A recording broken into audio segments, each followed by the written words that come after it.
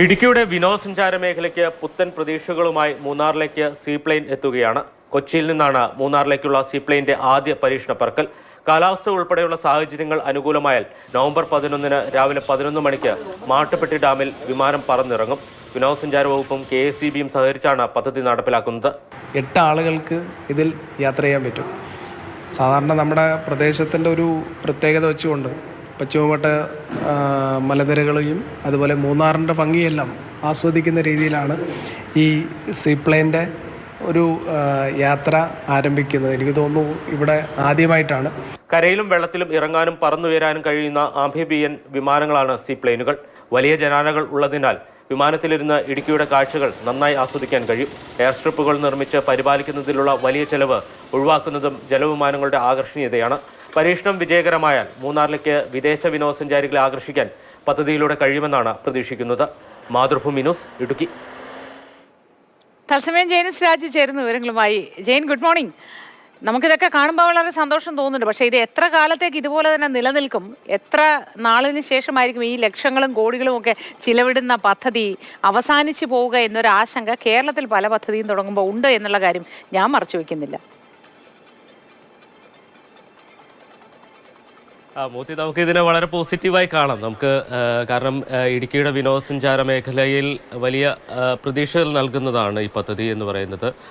കോഴിക്കോട് നിന്നോ തിരുവനന്തപുരത്തു നിന്നോ കൊച്ചിയിൽ നിന്നോ ഒക്കെ വിദേശികളടക്കമുള്ള വിനോദസഞ്ചാരികൾക്ക് വളരെ പെട്ടെന്ന് എത്താൻ കഴിയും. പ്രത്യേകിച്ച് കൊച്ചിയിൽ നിന്നൊക്കെ എത്തണമെങ്കിൽ, റോഡ് മാർഗം എത്തണമെങ്കിൽ കുറഞ്ഞത് 4-5 മണിക്കൂർ യാത്ര ചെയ്യണം.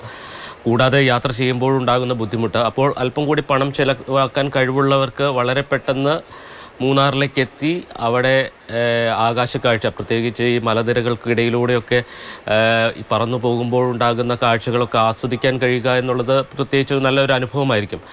അങ്ങനെ ആ അനുഭവം ആസ്വദിക്കാൻ കഴിയുന്ന ഒരു പദ്ധതിയാണ്. അതുകൊണ്ട് തന്നെ നമ്മൾ വളരെ പ്രതീക്ഷയോടെ പോസിറ്റീവായി തന്നെ കാണാം. ഇത് യാഥാർത്ഥ്യമായി മുന്നോട്ട് പോകട്ടെ എന്ന് നമുക്ക് ആഗ്രഹിക്കുകയും ചെയ്യാം. എന്തായാലും 11-ാം തീയതിയാണ് ആദ്യമായിട്ട് ഈ സീപ്ലെയിൻ എത്തുന്നത്.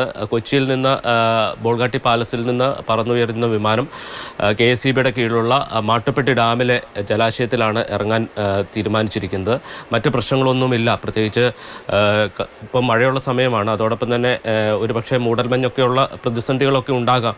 അപ്പോൾ അതൊക്കെ അനുകൂലമാണെങ്കിൽ ഒരുപക്ഷെ 11-ന് രാവിലെ 11-ന് വിമാനം മാട്ടുപ്പെട്ടി ഡാമിൽ ഇറങ്ങും. അതിനുശേഷം ആ ഡാമിൽ നിന്ന് തന്നെ പറന്നുയരും എന്നുള്ളതാണ് അവർ വ്യക്തമാക്കിയിരിക്കുന്നത്. ഒരുപാട് സാധ്യതകളാണ് ഇടുക്കിയെ സംബന്ധിച്ച് ഈ സീപ്ലെയിൻ മൂലം ഉണ്ടാകാൻ പോകുന്നത്. കാരണം നിരവധി ജലാശയങ്ങളുണ്ട്. മാട്ടുപ്പെട്ടി ഡാം മാത്രമല്ല, ഇടുക്കി ജലാശയമുണ്ട്. കൂടാതെ വിവിധയിടങ്ങളിൽ, ജില്ലയുടെ പല ഭാഗങ്ങളിൽ വലിയ ഡാമുകൾ അടക്കമുണ്ട്. അപ്പോൾ ഒരു ടൂറിസം സർക്യൂട്ട് എന്ന രീതിയിൽ കോഴിക്കോടോ തിരുവനന്തപുരത്തോ കൊച്ചിയിലോ എത്തുന്ന വിനോദസഞ്ചാരികളെ മൂന്നാറിലേക്ക് കൂടി എത്തിക്കുക, അല്ലെങ്കിൽ അങ്ങനെ ഒരു സാമ്പത്തികമായിട്ടുള്ള ഒരു വരുമാനം കൂടി നമ്മുടെ നാടിന് ലഭിക്കുക എന്നതാണ് ഈ പദ്ധതിയുടെ ലക്ഷ്യമിടുന്നത്. എന്തായാലും നമുക്ക് പ്രതീക്ഷിക്കാം. പല പദ്ധതികളും ആരംഭിച്ച് മുടങ്ങിപ്പോയിട്ടുണ്ട്. ഇത് യാഥാർത്ഥ്യമാണ്. ഈ പദ്ധതി അങ്ങനെ ആവാതിരിക്കട്ടെ. തീർച്ചയായിട്ടും ഇത് വിജയകരമായി മുന്നോട്ട് പോകട്ടെ എന്ന് നമുക്ക് ആഗ്രഹിക്കാം. മോത്തി, തീർച്ചയായിട്ടും ജെയിൻ അങ്ങനെ തന്നെ ആഗ്രഹിക്കുന്നു. വളരെ പോസിറ്റീവായി തന്നെ ഇതിനെയൊക്കെ കാണുന്നു ജെയിൻ. പക്ഷെ അപ്പോഴും ഇതൊന്നും നിന്ന് പോവരുതേ എന്ന ഉള്ളിൻ്റെ ഉള്ളിലെ ആശങ്ക, അതാണ് ആദ്യം ജെയിനോട് ഞാൻ പങ്കുവച്ചത്.